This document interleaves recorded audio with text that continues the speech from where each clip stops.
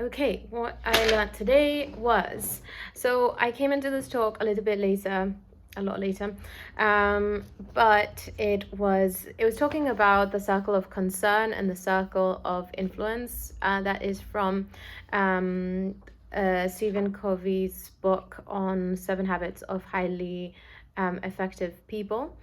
And the woman that was speaking is Conson Locke, and she has a book called Making Your Voice Heard coming out. It's already out, so you can buy it.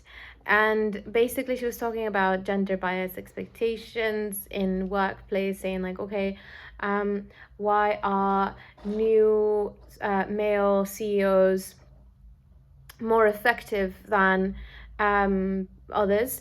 And she said it's because as a society we have gender bias expectations where we think, what does a CEO naturally look like? Oh, someone white, someone of this age, someone that looks like that.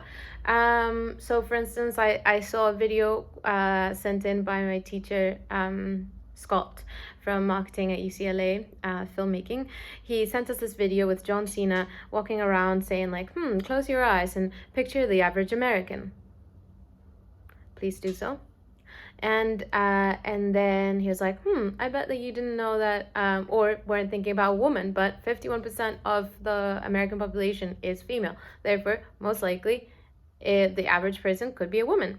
And then he goes on about obviously ethnicities and abilities and disabilities and different ways of like mobility. So he does go into like question what our gender bias expectation is. And I'm sorry if I offended in the way of describing different people. I really apologize if I did. And another thing that this person said, Conson said, is that these expectations are just based on what we've seen around us, which I personally think, working from filmmaking, there's this huge opportunity where we get to readdress what society, what we have in our consciousness. We're like, oh, like, what does the prime minister usually look like, or something like that, or what does a lead in a film look like? Something interesting that she said is that if you have more than 30% of women in a company, then there is less gender bias and less sexual harassment. So you don't even have to get to 50% in order to start seeing the changes. And then she also mentioned that there is always an issue of like, if like you have someone in power, they would not, like, why would they give it up? So usually the people in power would be reticent of giving it up, and I completely understand that. If you were in that position, like, obviously I guess it'd be hard. One thing that you could do is try your best to be up to date and be the best version you can be, and then be crystal clear that if you think it's your time, that it's time that someone else came and revitalized that position, then it might be a good, I don't know, a good thing. And then something called gendered guilt, which I thought was really interesting. A woman in the audience asked, well, like, I do really well at my job, I'm really happy about that, but then I feel really guilty that I'm not with my children. And so that's gendered guilt, because we've like been taught throughout history that women are so happy with their children, or at least that's, so it's just this, that's guilt. That's not like, and because this woman thought it was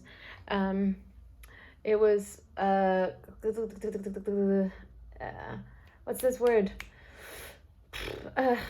Imposter syndrome for some reason, but it wasn't.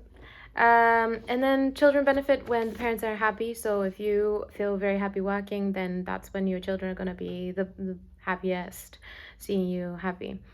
That's interesting. And then another woman said, well, my otherness, she says that there are no expectations of what she would do, therefore she's excelling, because no one really like had expectations she would do much. And then there's also likability because of her otherness. And then another interesting point was that she mentioned, not this woman, but Conson said, the androgyny in a CEO and a leader is very important and makes for a more effective leader, which is an androgyny, not physically, but in the way that you lead. Therefore, you have the caring and compassionate side, but you also have the assertiveness, which, be more feminine and more masculine gender ways of dealing with leadership or leading.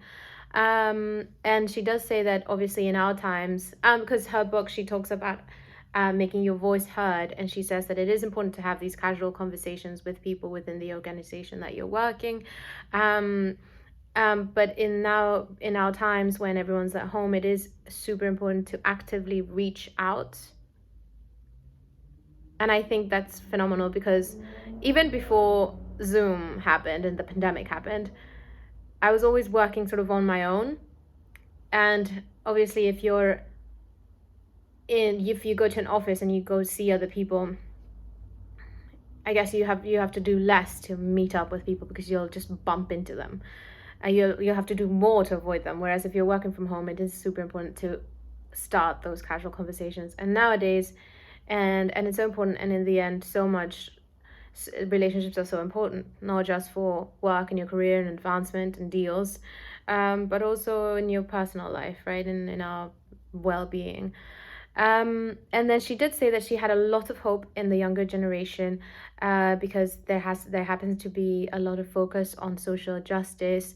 And I was thinking, maybe because she went on to thinking that, explaining that we should stop thinking that it's us versus them. It's like they need to change, we're the good ones. It's more like, okay, how do we get everyone involved? Because we will win, all of us, if we work together and with the same objective, rather than or with parallel objectives.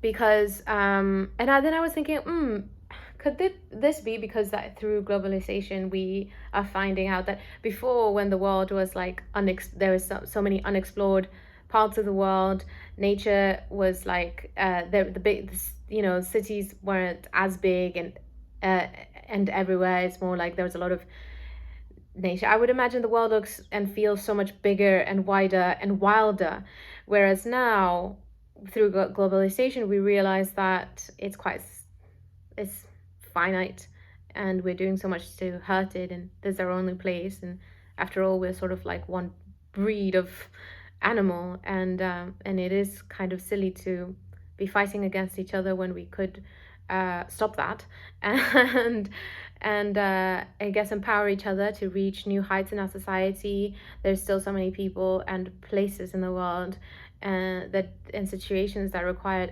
urgent care and urgent help. And by stopping all these like unnecessary conflicts, we could be